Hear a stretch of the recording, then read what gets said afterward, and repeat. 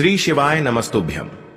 हर हर महादेव। दोस्तों, आप सभी लोग जानते हैं कि 17 फरवरी 2025 यानी सोमवार को पड़ रही है फाल्गुन महीने की पंचमी तिथि।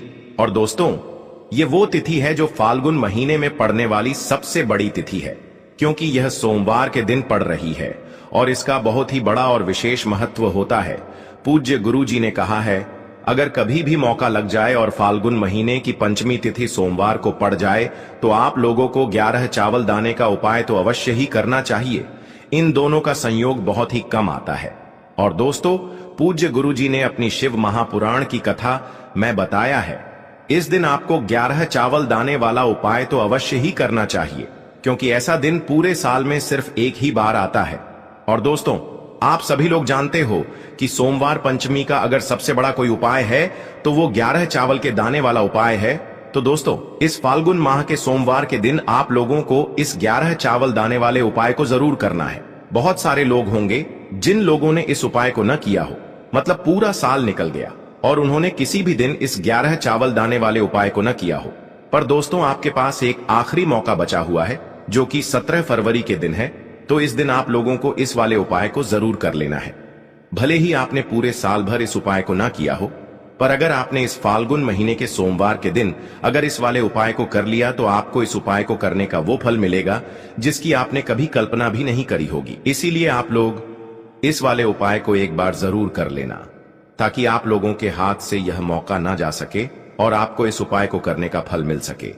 दोस्तों, यह उपाय पंडित जी ने अपनी अभी की ही शिव महापुराण की कथा में बताया है। जिस उपाय को आज हम आपको बहुत अच्छे से समझाने वाले हैं। इस वीडियो को देखने के बाद इस उपाय को समझने के लिए आपको कोई और वीडियो को देखने की जरूरत नहीं पड़ेगी। तो चलिए दोस्तों, उपाय को शुरू करते हैं। देखिए, यह इस फाल्गुन महीने के सोमवार के दिन यह इतना खास होता है, इतना महत्वपूर्ण होता है। देखा गया है, कभी कभी बड़े बड़े पूजा पाठ अनुष्ठान से जो मनोकामना पूर्ण नहीं होते, वो इस फाल्गुन महीने के दिन एक छोटे से उपाय करने से ही आपकी मनोकामना पूर्ण हो जाती है। और बहुत सारे लोगों ने इस उपाय को किया भी है और उनको इस उपाय को करने का फल भी जरूर मिला है। अगर आप लोग भी इस उपाय को करना चाहते हैं तो आप इस उपाय को पहले अच्छे से समझ लेना, सुन लेना, उसके बाद करना। आपको इस उपाय का फल जरूर मिलेगा। और इस उपाय को कर लेने से आपके घर में चाहे किसी भी प्रकार की दुख और समस्या क्यों ना चल रही हो, आपको उसका कारण भी नहीं पता है कि भाई यह समस्या किस कारण से चल रही है, उसका कुछ भी कारण हो सकता है, जैसे पितृदोष हो सकता है या किसी भी तरह का मंगल दोष भी हो सकता है। तो इस दिन आप लोगों को यह वाला उपाय कर लेना है। यह एक ऐसा उपाय है जिस उपाय को अगर किसी विशेष दिन पर किया जाए तो भाई उस विशेष दिन का जो है वह तो हमें मिलता ही मिलता है, पर हमने उस दिन पर इस उपाय को किया है तो हमें उससे भी बड़ा फल मिलता है और फल बहुत जल्दी मिलता है, क्योंकि आप इस उपाय को बहुत ही बड़े और विशेष दिन पर कर रहे हो। तो चलिए अब उपाय के बारे में बात करते हैं, लेकिन उससे पहले आप लोगों को यह जानना आवश्यक है कि आखिर यह उपाय किस समय करना है, किसको करना है और कैसे करना है। तो चलिए हम आगे आपको वीडियो में एक एक करके बता देते हैं। लेकिन उससे पहले अगर आप लोग हमारे चैनल पर नए हैं तो हमारे चैनल को सब्सक्राइब कर लेना और इस वीडियो को लाइक करके कमेंट बॉक्स में श्री शिवाय नमस्तुभ्यम ओम नमः शिवाय जरूर टाइप कर देना। तो दोस्तों, इस 11 चावल के दाने वाले उपाय को हमें इस सोमवार के दिन कैसे करना है, किसको करना है, किस समय करना है और कहां पर करना है, ये सारे सवालों के जवाब आपको इस वीडियो में मिल जाएंगे।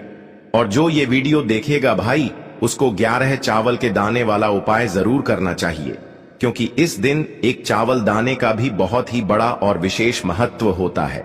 और जब बात आ जाए 11 चावल के दाने की, तो ये सोने पे सुहागा वाली बात हो जाती है और ये एक बहुत ही बड़ा उपाय हो जाता है इस सोमवार पंचमी तिथि का। तो अब दोस्तों, इस 11 चावल के दाने वाले उपाय को आखिर करना किसको है, सबसे पहले हम लोग वो बात जान लेते हैं। तो देखो, घर की जो बड़ी माताएं बहनें होती हैं, उन माताओं बहनों में से कोई भी एक बड़ी माता बहन इस वाले उपाय को कर सकती है। और दोस्तों, अगर आप चाहें तो अपने घर में से सभी सदस्यों को भी इस उपाय को करवा सकते हैं। अगर किसी व्यक्ति की खुद की कोई मनोकामना है, खुद की कोई दुख और परेशानी है जो कि वह अपने लिए ही करना चाहता है, इस वाले उपाय को तो वह खुद अपने लिए भी कर सकता है। बाकी अगर कोई घर में से ऐसा है जो कि अपने पूरे घर परिवार की सुख और शांति के लिए ये वाला उपाय करना चाहता है तो भाई वह भी कर सकता है, उसमें भी कोई दिक्कत वाली बात नहीं है। कहने का मतलब यह है कि इस उपाय को हर एक सदस्य भी कर सकता है और पूरे घर परिवार के सदस्य के लिए घर की बड़ी माताओं बहनों में से कोई एक माता बहन भी कर सकती है। माताएं बहनें अगर घर में उपस्थित न हो या वो यह वाला उपाय न कर पा रही हो तो फिर घर का कोई बड़ा सदस्य भी इस 11 चावल के दाने वाले उपाय को कर सकता है, चाहे फिर वह पुरुष ही क्यों ना हो, उसमें कोई भी दिक्कत वाली बात नहीं है।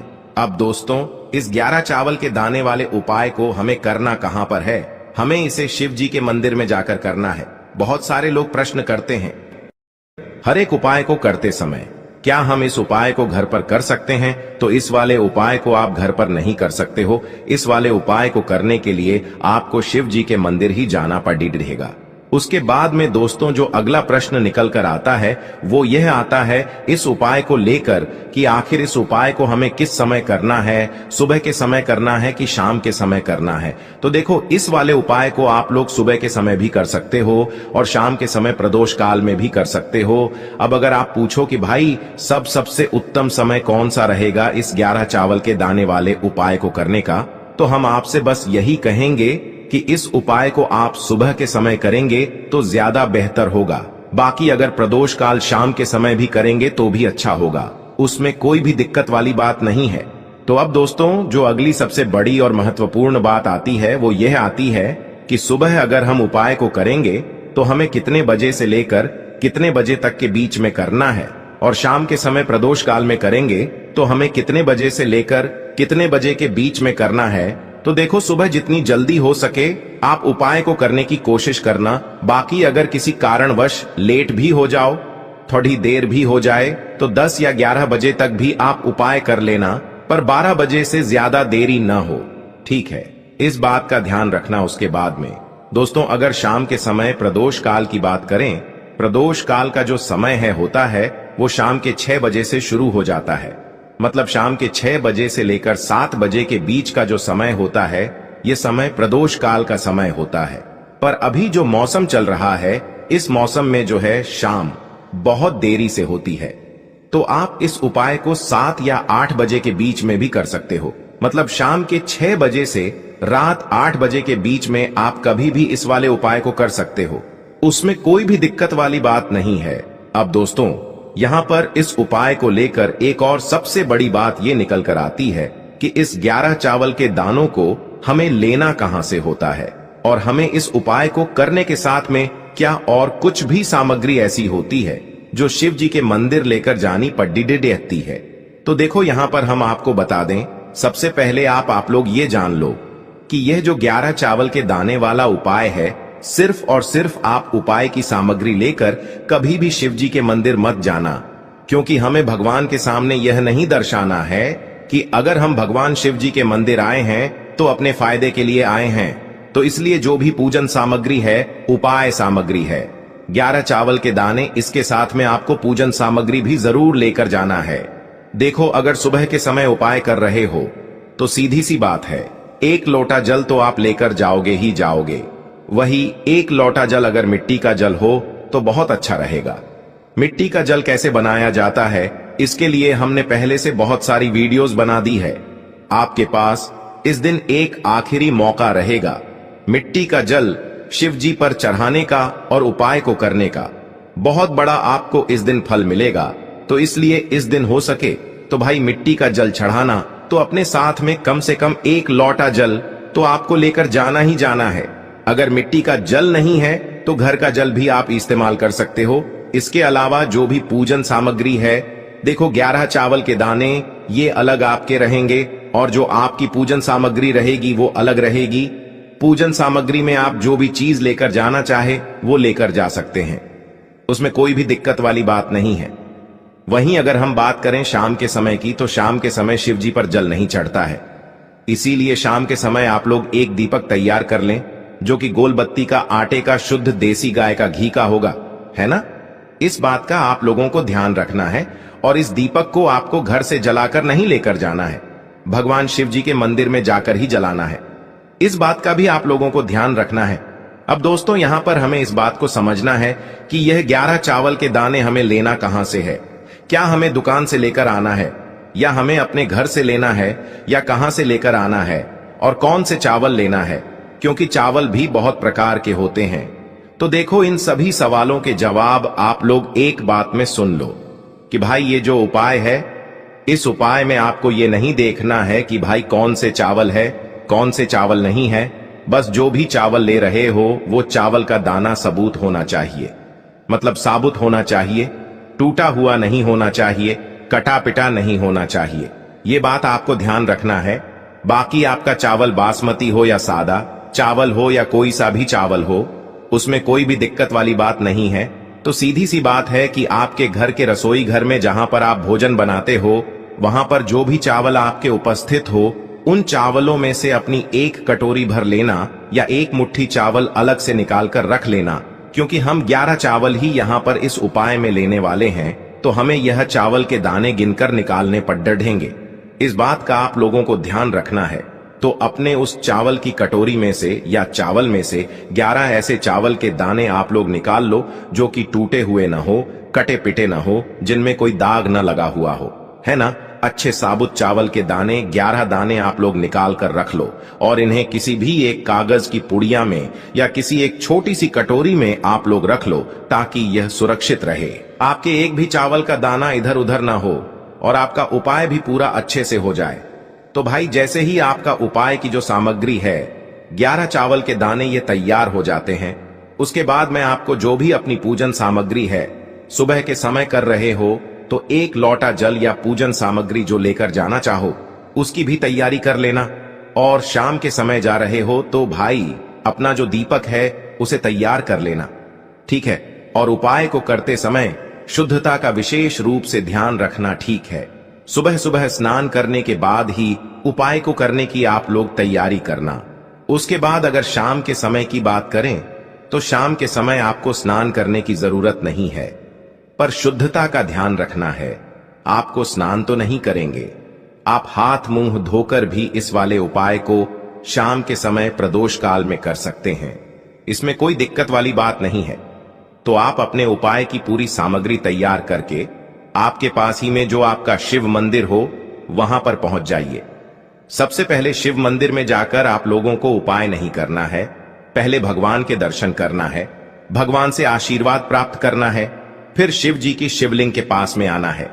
शिवलिंग के पास में आने के बाद आप जो पूजन सामग्री लेकर आए हुए हैं, जैसे कि सुबह गए हुए होंगे तो 1 लोटा जल और जो भी पूजन सामग्री लेकर आए हैं, आप उनसे भगवान शिव जी की पूजन कीजिए। सबसे पहले तो 1 लोटा जल ही चढ़ेगा, उसके बाद में आपकी पूजन सामग्री चढ़ेगी। उसके बाद में अगर दोस्तों शाम के समय अगर आप इस उपाय को कर रहे हो तो अपने साथ में कम से कम एक जो दीपक है गोल बाती का जो आप अपने साथ में लेकर गए हो, उस दीपक को मंदिर में जाकर अपनी माचिस से जलाना है और उस दीपक को शिवलिंग के पास में रखना है, ठीक है। इस दीपक को रखने के बाद ही आप लोगों को अपना ये वाला उपाय शुरू करना है। और दीपक को ज्यादा पास में मत रखना, वैसे भी गर्मी पड़ रही है, भगवान शिव जी को आंच नहीं लगनी चाहिए, है ना। तो भाई जैसे ही आपकी पूजा अर्चना हो जाती है, आप भगवान शिव जी को प्रसन्न कर लेते हैं। उसके बाद में शिवलिंग के पास ही में आप कहीं पर बैठ जाइए, सामने या आसपास जिस जगह पर आपको बैठना हो वहां पर बैठ जाइए और अपने वह 11 चावल के दाने अपने सामने निकाल कर रख लीजिए, क्योंकि अब यहाँ पर उपाय को यहाँ पर करने की आपको तैयारी करना है। और इस तरीके से जब आप उपाय करेंगे, पूजन सामग्री करने के बाद, पूजन अर्चना करने के बाद, तो आपको उपाय का फल बहुत जल्दी और बहुत बढ़ा होकर मिलेगा। तो अपने 11 चावल के दाने अपने सामने निकाल कर रख लेना। और यह जो उपाय है यह आपकी सीधे हाथ की हथेली से होगा, इसलिए इस बात का भी विशेष रूप से ध्यान रखना है। तो सीधे हाथ की हथेली का प्रयोग करके ही आप लोग अपना इस वाले उपाय को करना। अपने सामने जो भी आपकी कागज की पुड्डियां है उसको खोल कर रख लो, या कटोरी है तो भाई उसे अपने सामने रख लो और अपने वह 11 चावल के दाने निकाल लो, ठीक है। उसके बाद में दोस्तों अब आपको क्या करना है कि शिवलिंग आपके सामने होगी, तो आपने वह 11 चावल के दाने एक एक करके आपको शिव जी के शिवलिंग के ऊपर चढ़ाना है। कहां पर चढ़ाना है? शिवलिंग के ऊपर चढ़ाना है और कहीं पर भी नहीं चढ़ाना है। आपको अपने हथेली से तो शिवलिंग के ऊपर चढ़ना है, भले ही फिर वो अपने आप जलाधारी पर गिर जाए या मतलब वहीं पर गिर जाए, उसमें कोई दिक्कत वाली बात नहीं है, पर आप चढ़ाओ शिवलिंग के ऊपर ही। तो आपको क्या करना है? अपना पहला चावल का दाना उठाना है, श्री शिवाय नमस्तुभ्यम बोलना है और शिवलिंग पर चढ़ा देना है। इसी तरीके से दूसरा चावल का दाना उठा है, शिवलिंग पर चढ़ाना है और मंत्र बोल देना है। और फिर तीसरा चावल का दाना उठाना है, श्री शिवाय नमस्तुभ्यम बोलना है और चढ़ा देना है। इसी प्रकार से आपको पूरे 11 चावल के दाने एक एक करके शिव जी के शिवलिंग के ऊपर चढ़ाना है और भगवान से प्रार्थना करते जाना है। मतलब प्रार्थना तो आपको आखिरी में करना है, पर हर एक चावल के दाने को चढ़ाते समय श्री शिवाय नमस्तुभ्यम जरूर बोलना है। उसके बाद ही में यह चावल का दाना शिवलिंग के ऊपर आपको चढ़ाना है। जैसे ही आपके 11 चावल के दाने शिवलिंग के ऊपर चारहच जाते हैं, तो भाई उसके बाद में आपको क्या करना है? भगवान से अपनी मनोकामना बोलना है। मनोकामना भी कब बोलना है? जब आपका 11 चावल का दाना आपके सीधे हाथ की हथेली में हो और आप उसे चढ़ाने के लिए जा रहे हो। श्री शिवाय नमस्तुभ्यम बोलकर उस आखिरी चावल के दाने को शिवलिंग के ऊपर चढ़ा देना और भगवान से फिर अपनी वह मनोकामना बोल देना, जिस मनोकामना के लिए आप लोग अपना यह वाला उपाय कर रहे हो, जिस भी दुख और परेशानी के लिए आप लोग अपना यह वाला उपाय कर रहे हो। उसके बाद में जैसे ही आप अपनी मनोकामना बोल देते हो, आपका यह वाला उपाय पूरा हो जाता है। पर दोस्तों, उपाय को करने के बाद आप लोगों को 2 मिनट भगवान शिव जी के मंत्र का जाप जरूर करना है और मंत्र का जाप करने के बाद भगवान से एक और बार प्रार्थना करना है अपनी मनोकामना के लिए या अपनी जो भी दुख और परेशानी है उसके लिए। इसके बाद में आप लोग भगवान को देखकर भगवान से प्रार्थना करके उनसे आशीर्वाद लेकर वहां से उठ सकते हैं और अपने घर पर जा सकते हैं। बस दोस्तों, यहां पर यह वाला उपाय पूरा हो जाता है। इस तरीके से जो भी व्यक्ति छोटी छोटी चीजों का ध्यान रखते हुए इस 11 चावल के दाने वाले उपाय को करेगा, निश्चित सी बात है उसे उसकी मनोकामना जल्द ही पूर्ण होगी और जो भी दुख और परेशानी है वो भी बहुत ही जल्दी दूर होंगे। और दोस्तों, अगर आपको हमारी ये वीडियो पसंद आई हो तो हमारे इस वीडियो